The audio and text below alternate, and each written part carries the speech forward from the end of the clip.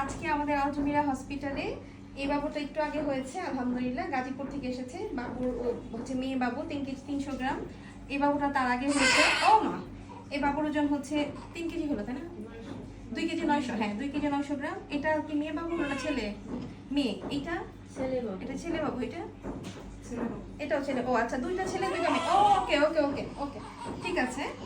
হ্যাঁ হ্যাঁ, এই বাবুর ওকে ওকে, এই বাবুর মার হচ্ছে নেগেটিভ ব্লাড গ্রুপ ছিল।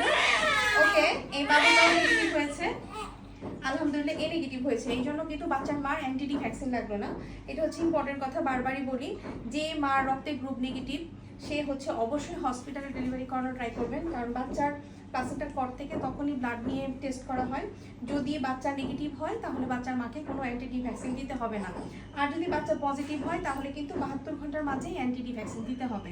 এটা হচ্ছে মোস্ট ইম্পর্টেন্ট। যেহেতু নেগেটিভ হয়েছে সেক্ষেত্রে হচ্ছে বাচ্চার মাকে অ্যান্টিডি ভ্যাকসিন দিতে হচ্ছে না।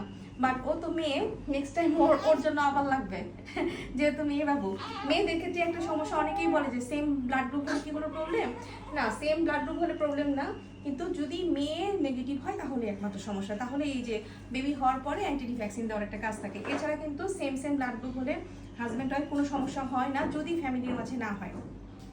আর এই বাবুটাও টঙ্গী থেকে এসেছে। ও তো আমি তো বলেছি এর আগে, ওর সাথে আমি একটা সিঙ্গেল ভিডিও করেছি। তো যাই হোক, ওর মা তো মোটামুটি কি বলবো, পালিয়েই চলে আসছে হসপিটাল থেকে। একবার ব্লাড নিয়ে চলে আসছিল, আলহামদুলিল্লাহ অনেক ধৈর্য ছিল। 5 দিন ভর্তি থাকার পর, ও বাবা, 5 দিন ভর্তি থাকার পর মেয়ে বাবুটা হয়েছে আল্লাহর রহমতে, আলহামদুলিল্লাহ।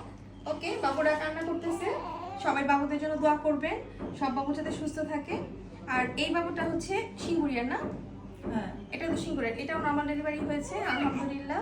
বাবু হচ্ছে ছেলে বাবু, বাবু ভালো আছে, দেখতে পাচ্ছেন। বাবুদের কিন্তু সবাইকে রোদে দিতে হবে, হ্যাঁ, চোখ আর লজ্জাস্থান থেকে রোদে দিতে হবে।